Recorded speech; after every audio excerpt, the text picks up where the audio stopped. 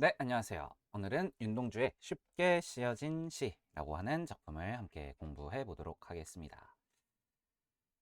쉽게 씌어진 시, 글쎄요. 우리 윤동주 씨가 이 문학적 능력이 너무 뛰어났나? 그죠? 시 쓰는 건 참 어려운 건데, 시가 굉장히 쉽게 쓰여졌다고 합니다. 씌어지다. 뭔가 조금 어색한 느낌 드시나요? 뭐 살면서 별로 많이 본 표현이 아니죠. 이중피동이거든요. 왜 이중피동을 썼을까? 그리고 이중피동을 해소하려면 좀 어떻게 바꿔야 될까? 이거는 우리 좀 이따가 시를 다 분석한 다음에 알려드리도록 하겠습니다. 자, 제목에서 이 정도 생각 한번 해주시고요. 1년으로 한번 들어가 보시지요. 창밖에 밤비가 속살거려. 육첩방은 남의 나라. 그러면 지금 화자는 육첩방이라고 하는 공간이 있네요. 밤이니까 시간적 배경도 나왔네요. 밤에 비가 내리고 있어요. 그리고 화자는 육첩방에서 뭐 급히 소리를 들으면서 뭐 이렇게 앉아 있든 누워 있든 뭐 하고 있겠죠. 자, 남의 나라 나왔습니다. 부정적 인식이에요. 선생님 해외여행 가면 좋잖아요. 물론 그렇죠. 해외여행 가면 좋은데 우리 윤동주 작가는 지금 일본에서 유학을 하고 있잖아요. 그죠? 네, 부끄러운 거죠. 또 부끄러움입니다. 네. 그 다음에 이제 밤비가 내린다. 물론 어떤 시에서는요, 밤비가 긍정적 요소로 기능하고 있을 때도 있습니다. 예를 들어 밤에 비가 쫙 내리니까 그 밤 사이에 풀들이 비를 흠뻑 맞고 자라났을 수도 있죠. 어, 혹은 곡식들이 쫙 밤새 잘 여물어서 다음날 아침에 쫙 이렇게 어, 구경하러 간다면 기대감이잖아요. 아, 네. 그 농사는 우리 곡식들이 이 수확물들이 얼마나 많이 자랐을까? 긍정적으로 쓰일 때도 있습니다. 근데 이제 이 시에서는 그렇지 않죠. 물론 1년에서 뭐 남의 나라나 밤비가 무조건 부정일 이유는 없지 않나요? 맞는 말이에요. 근데 시 전체를 읽으면서 우리가 사실은 확정을 해줄 수 있는 거죠. 네, 여러분들이 시를 우선은 1회독을 한번 해보시고 또 분석을 해봤다는 전제하에 대충 잡았을 겁니다. 밤비, 비니까 얘는 비는 여기서 하강적 이미지구나. 그리고 우울하고 암울한 어떤 시대 현실을 비유하고 있는 표현이겠구나. 네, 이 정도 잡아주시면 되겠고요. 뭐 밤도 당연히 부정입니다. 육첩방, 선생님 육첩방이 뭐예요? 방 이름이에요. 방 이름인데 요겁니다. 요거 뭔지 아세요? 요거 일본식 요 다다미빵. 선생님이 이미지를 몇 개 가져왔습니다. 네, 요거 다다미빵. 약간 돗자리 같은 거 뭔지 아세요? 일본 여행 가면 이런 거 꼭 깔려 있죠. 딱 요거다 요거. 다다미빵. 그래서 육첩방이라는 거는 요 다다미가 6개 들어가는 방이다 이거예요. 화자는 지금 한국에 있는 게 아니라 일본에 있다는 겁니다. 일본의 밤 시간대에서 비가 내리는 속에서 착 시를 쓰고 있다는 거죠. 그 일본풍 가옥과 그 다음에 한옥이라 그러죠. 한국식 가옥에 좀 차이점이 있잖아요. 일본 같은 경우에는 첫 번째로 직각, 이 직선이 좀 강조됩니다. 그죠? 그리고 기둥이 없어요. 그죠? 이 그림들을 한번 사진들을 보십시오. 그래서 이게 일본인의 어떤 생활 양식 가운데 좀 절제된 생활.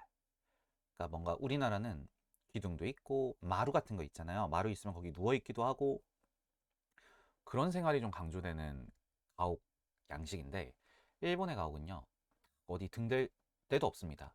뭔가 꼿꼿하게 딱 직선으로 앉아가지고 차를 마시는 약간 이런 감성이라는 거죠. 그래서 결국에 그 민족의 어떤 문화, 분위기, 정서 이런 것들이 가옥과도 어떤 상관관계를 가지고 있다. 이런 식으로 이제 분석하는 심리학 특들도 꽤 많거든요. 그래서 일본의 이 다다미빵이라고 한다면 굉장히 절제돼 있고 직선이 강조돼 있고 이런 생활이라고 보시면 되겠고요. 그 다음에 이제 한옥 양식이라고 하는 것은 누워 있어도 돼요. 마루가 있습니다. 뜨뜻한 온돌 마룻바닥에 누워서 등도 지지고요. 기둥도 있죠. 좀 허리가 아프면 기대고 있어도 돼요. 우리 이제 군대 같은 데 가면은 기대 있으면 안 되죠. 허리를 꼿꼿이 세우고 있어야 되겠지만 한옥은 약간 그런 구조가 아니라는 겁니다.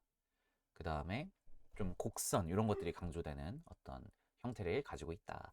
이런 책이 있더라고요. 선생님도 옛날에 어떤 책을 읽었는데 그런 내용이 나와 있어서 좀 흥미있게 읽었던 기억이 있어가지고 한번 소개를 해드렸습니다.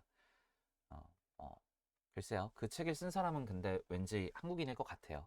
왜냐면 일본에 대해서 뭔가 조금 안 좋게 쓰면서 한국의 뭔가 생활 양식이 조금 더 인정이 있고 사람 사는 그 냄새가 풍긴다 약간 이런 식으로 쓰여 있는 느낌이 좀 들지 않으신가요? 네. 어, 네, 그 정도 설명하고 넘어가도록 하겠습니다. 시인이란 슬픈 천명인 줄 알면서도 한 줄 시를 적어볼까? 네, 욕조방에서 시를 쓰고 있는데요. 어, 이 표현 아주 재미있으면서도 의미심장한 표현입니다. 바로 시인이란 슬픈 천명이라는 걸 알고 있다는 거예요. 자, 천명이라는 건 하늘이 내린 운명이다 이런 뜻이죠. 그래서 우리가 천직을 찾아야 된다 했을 때 하늘이 내린 직업, 나의 적성, 재능, 흥미 이것들이 완전히 결합되어 있는 하늘이 너에게 내려주는 그 천직이 있을 것이다. 그걸 찾으면 사람이 행복해질 수 있다. 천직이 아닌 거를 내 직업으로 막 삼아서 살다 보면 너가 괴로워진다. 이런 이야기들 하거든요. 근데 시인이라고 하는 직업은 하늘이 어떤 운명을 부여했냐? 슬프게 살아가도록 부여했다는 거예요. 혹시 여러분 찐한 시간에 백석의 흰 바람벽이 있어라는 작품 기억나세요? 거기서도 이런 인식들이 드러나죠. 라인의 마리아 릴케, 뭐 도연명이었나요? 그 다음에 백석 자기죠. 그 시인들의 공통적 특징이 뭐예요? 슬픔 가운데 살아가도록 만드신 것이다. 네, 여러분, 시인은 왜 슬픈 천명일까요? 바로 아픈 것들에 대해서 생각해야 되는 직업이기 때문에 그래요. 우리가 소설을 읽고 시를 읽는데 그냥 행복하기만 해 마냥 막 길을 가다 100만 원 주어서 행복해졌다 끝 10억을 주어서 집 짓고 살았다 끝 이런 거 없잖아요. 본질적으로 시와 소설이라고 하는 문학 작품은요 인간의 깊은 곳을 꿰뚫어 봐야 됩니다. 그리고 그 인간의 깊은 내면을 꿰뚫기 위해서는 사색도 많이 해야 되고요 아픈 것들을 많이 경험해 봐야 돼요. 그 속에서 어떤 예술성 예술적 감각 이런 것들이 성숙해 나가기 시작하는 거죠. 그래서 그냥 인간과 인간이 살아가고 있는 세상을 너무 반짝반짝 빛난다, 무지갯빛이다, 꽃밭이다 이렇게 생각하는 사람들은 예술하기가 쉽지 않잖아요. 뭔가 예술은 어두운 방 안에 홀로 그 고독의 시간을 감내하고 마주하는 가운데 인간이란 무엇인가, 인생이란 이런 느낌이에요. 그래서 그 아픔을 기록해야 할 어떤 숙명을 가지고 태어난 존재라는 겁니다. 그게 시인이라고 하는, 예술가라고 하는, 혹은 어떤 작가라고 하는 직업의 정신이다 라고 하는 것이죠. 이 정도 이연에서 잡아줄 수 있을 것 같고요. 어쨌거나 지금 1년과 2년을 엮어보니까 밤비가 내리는 어떤 육첩방이라는 공간에서 시를 적어보고 있는 화자의 모습이 드러나고 있습니다. 땀내와 사랑내가 포근히 품긴 보내주신 학비 봉투를 받았습니다. 누가 보내주셨을까요? 주어 누굴까요?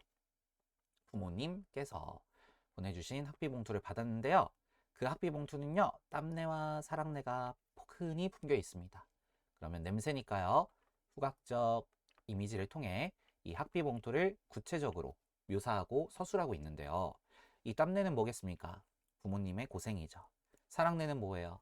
자식을 향한 부모님의 사랑이죠. 이런 것들, 부모님의 고생과 부모님의 나를 향한 따뜻한 마음들이 구체화되어서 학비 봉투라고 하는 시어에 들어가 있죠. 화자는 어떻습니까? 일본에서 그걸 딱 받았어요. 마음이 어떨까요? 아싸, 나 금수저, 엄마 아빠 등골 브레이커 너무 좋아 이러진 않겠죠. 윤동주 안 그래도 이 부끄러움 그 다음에 이 자아를 성찰하는 이 내면의식에 대한 어떤 민감성이 아주 날카롭고 예리하고 탁월한 사람 아닙니까? 미안함, 죄책감, 부끄러움, 안타까움, 슬픔 그냥 엄마의 그 사랑 단순히 행복하게 받는 게 아니라 약간 마음이 무거운 겁니다. 자, 다음 연으로 한번 이어가 보시죠. 대학로 틀을 끼고 늙은 교수의 강의를 들으러 갑니다. 네, 바로 학비 그 봉투를 받아서요. 내가 하는 건요. 노트 끼고 노 교수의 강의를 들으러 가는 일이에요. 여기에서 이런 것들이 약간 부정적 정서와 연관된다는 것들을 여러분들이 잡아줄 수 있어야 되겠습니다. 무슨 말입니까? 고작 이런 뜻이죠. 고작 겨우 내가 하는 것이라곤 이 정도밖에 이 정도에 불과해. 엄마가 논밭을 일구어서 하루 종일 땀을 흘리며 번 그 돈을 나는 겨우 노 교수의 강의 들으러 가. 이게 뭡니까? 어떤 세상을 바꾸는 일, 거창한 일이 아니라 뭐랄까요?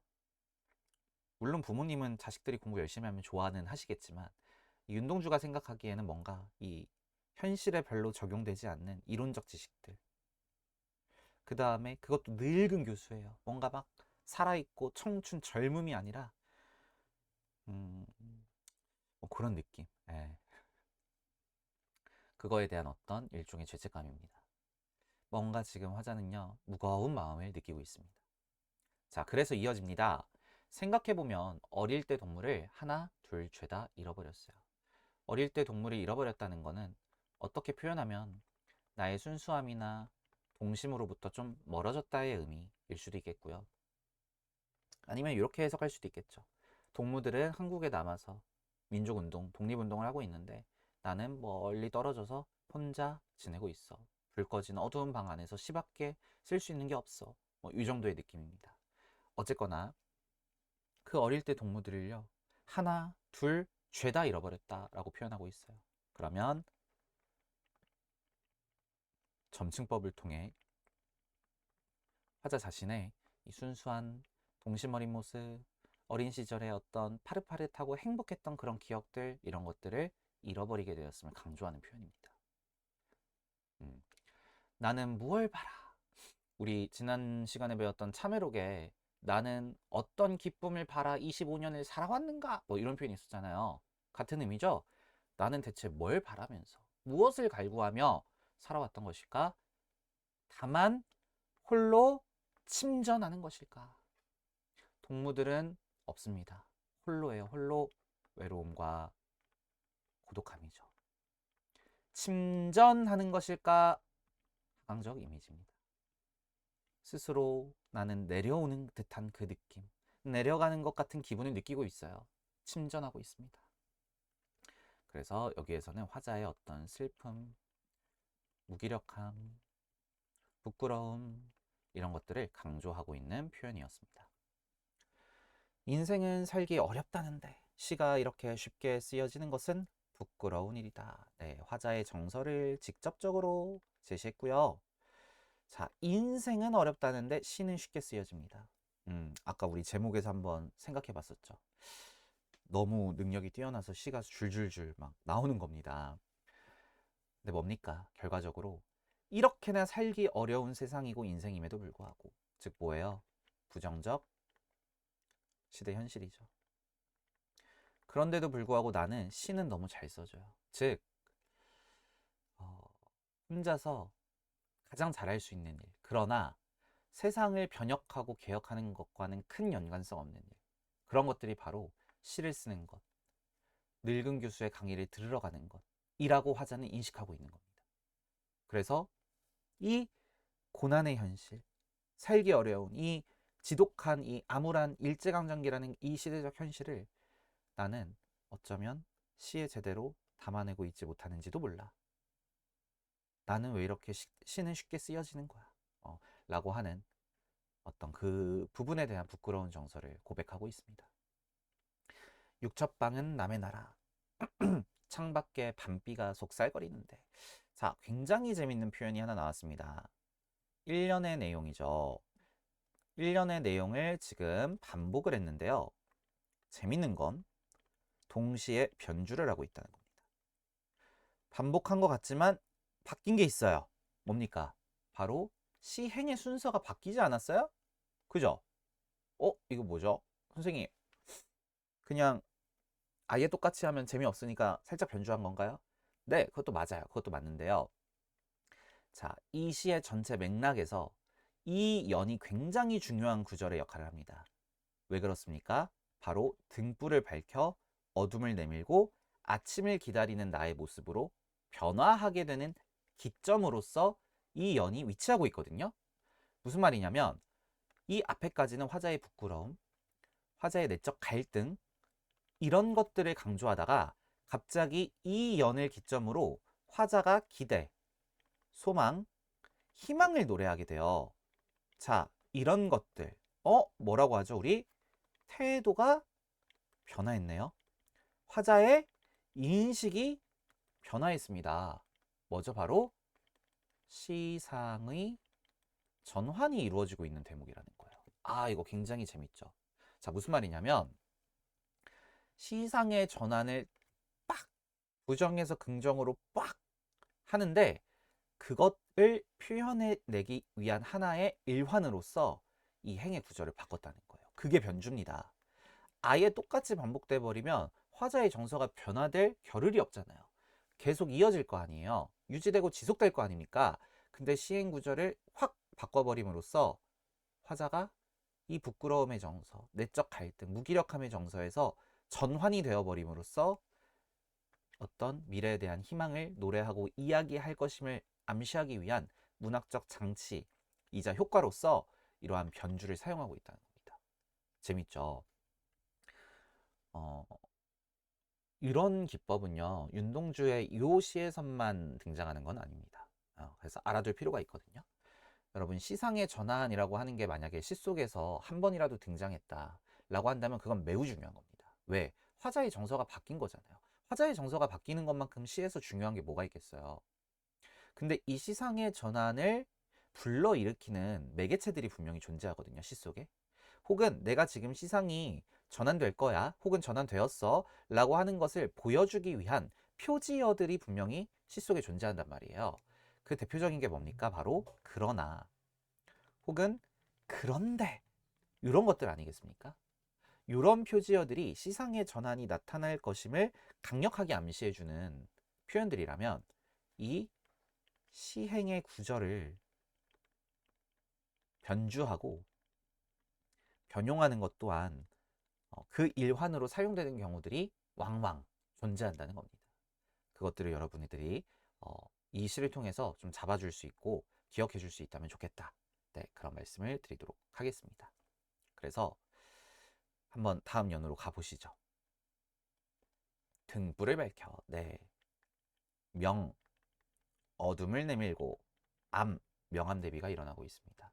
명암 대비라는 거는 기본적으로는 여러분 시각적 이미지인 거예요. 왜? 눈이 있어야 밝고 어두운 거를 구분할 수 있으니까요. 어둠을 내몰았어요. 어둠을 쫓겨나게 만들었습니다. 화자가 등불을 밝혔어요. 그리고 시대처럼 올 아침 뭡니까? 반드시 그날은 온다. 확신입니다. 언젠가는 반드시 온다는 거예요. 그것을 기다리는 최후에다. 나는 그것을 기다리며 살겠다는 겁니다. 그래서 이 등불을 밝히는 게 바로 현실 극복 의지가 될 것이고요. 화자가 기대하는 미래에 대한 이상향이죠. 그런 것들을 난 추구하며 살겠어. 소망하며 희망하며 살겠어. 라고 하는 이 태도로, 이 가치관으로, 이 신념으로 화자의 인식과 태도가 변화되었다. 시상이 전환되었다. 라고 하는 겁니다. 그래서 이 연이 굉장히 강력하고 중요한 구절이었다. 정리를 할 수가 있겠습니다. 마지막 연으로 가보시죠. 나는 나에게 작은 손을 내밀어 눈물과 위안으로 잡는 최초의 악수. 네, 나랑 내가 악수를 했대요. 자, 여러분 기억나세요? 이상의 거울이라고 하는 작품 보면 거울 속 나와, 거울 밖에 내가 악수를 하고 싶은데 악수를 못 하잖아요. 이 거울이라고 하는 차단하고 있는 하나의 투명한 유리막으로 인해서. 그죠? 근데 이 시에서는 악수를 하면서 끝이 나고 있습니다.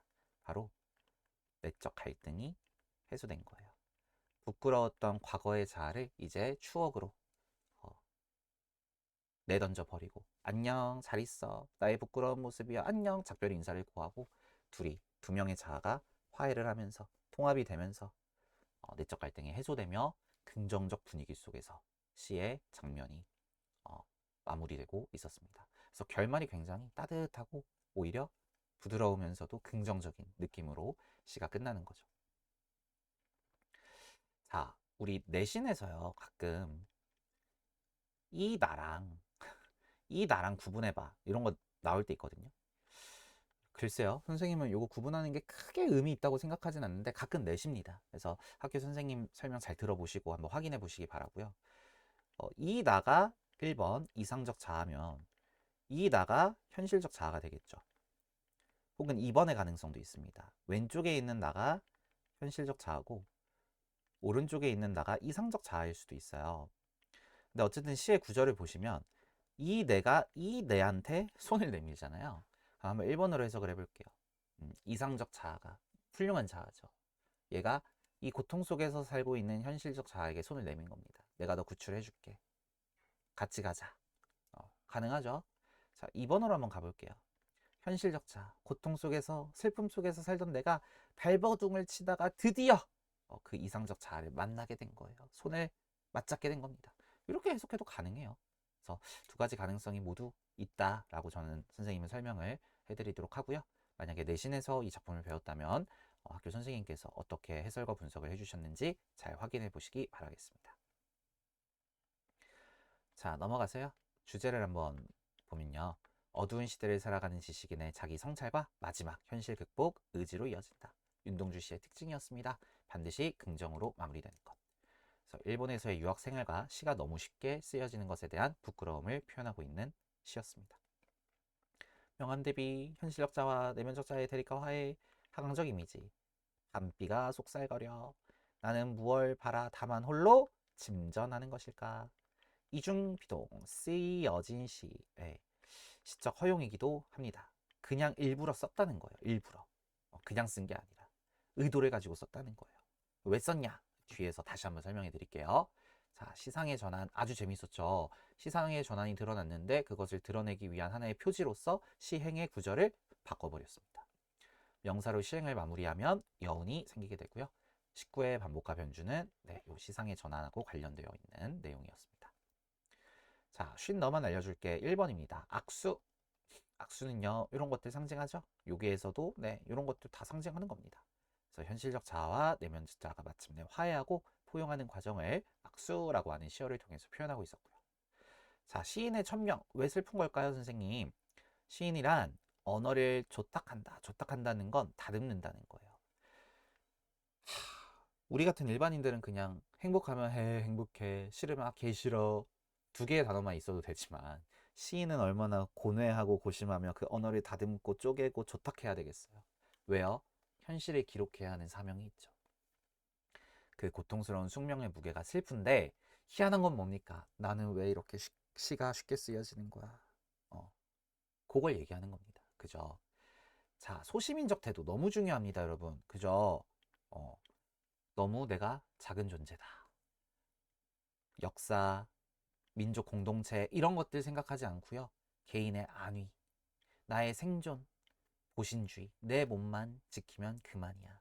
나만 건강하면 됐어. 이런 것들 우리 소시민적 태도라고 하죠.